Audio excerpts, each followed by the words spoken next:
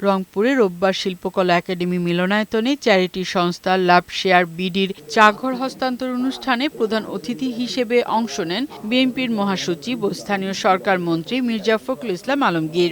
রংপুর অঞ্চলের ২৫ জন সুবিধাবঞ্চিত মানুষের হাতে ২৫টি চা ঘরের চাবি তুলে দেন তিনি। এ সময় মির্জা ফখরুল ইসলাম আলমগীর বলেন, নির্বাচনের আগে প্রধানমন্ত্রী তারেক রহমান যে প্রতিশ্রুতি দিয়েছিলেন সেগুলো একে একে বাস্তবায়ন করা হচ্ছে। যে প্রতিশ্রুতিগুলোকে দিয়েছেন নির্বাচনের পূর্বে, সেই প্রতিশ্রুতি একটা করে সমস্তগুলো তিনি পালন করছেন। এই যে এবারে সাধারণ মানুষের জন্য কাজ করা, এই কাজটা তিনি শুরু করেছেন। বিরোধী দলের উদ্দেশ্যে তিনি বলেন, জনগণের মেজরিটি ম্যান্ডেট নিয়ে বিএনপি সরকার দেশ পরিচালনার দায়িত্ব পেয়েছে। সরকার দেশ পরিচালনায় ব্যর্থ হলে তখন সমালোচনার সুযোগ থাকবে। বিরোধী দল আছে, এই বিরোধী দল দুর্ভাগ্যক্রমে তারা আবার সে আগের মতোই ভূমিকা পালন করতে শুরু করেছে। টার্ম শেষ করতে দিব না, পারবে না। আরে বাবা, হয়েছে তো মাত্র 4 মাস 5 মাস।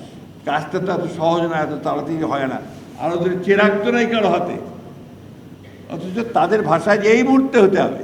এদিকে গ্যাস সংকট দ্রুত সমাধান হবে বলে আশাবাদ জানিয়েছেন মির্জা ফখরুল। এই সময় প্রবাসীদের প্রশংসা করে এলজিআরডি মন্ত্রী বলেন, গণতন্ত্র প্রতিষ্ঠার আন্দোলনে প্রবাসীদের বিশাল ভূমিকা রয়েছে। ইরান এবং আপনার যুক্তরাষ্ট্রের যে যুদ্ধ, আমেরিকার যুদ্ধে, এই যুদ্ধের ফলে আমাদের প্রায় $4 বিলিয়ন ক্ষতি হয়ে গেছে। ইতিমধ্যে বেশি পেমেন্ট করতে হয়েছে।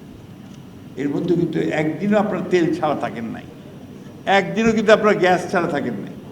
কমেছে হয়তো, যেটা আপনার আগে 10টা পাওয়া যেত এখন তো 4টা পাওয়া যাচ্ছে, পাওয়া যাচ্ছে। এটা আমরা চেষ্টা করছি, ইনশাআল্লাহ অতি অল্প সময়ের মধ্যে সমস্যাটার সমাধান হবে। সমাজে পিছিয়ে পড়া জনগোষ্ঠীর জীবনমান উন্নয়নে বর্তমান সরকার কাজ করছে বলেও জানান মন্ত্রী। ফারহানা শিমু, বৈশাখী সংবাদ।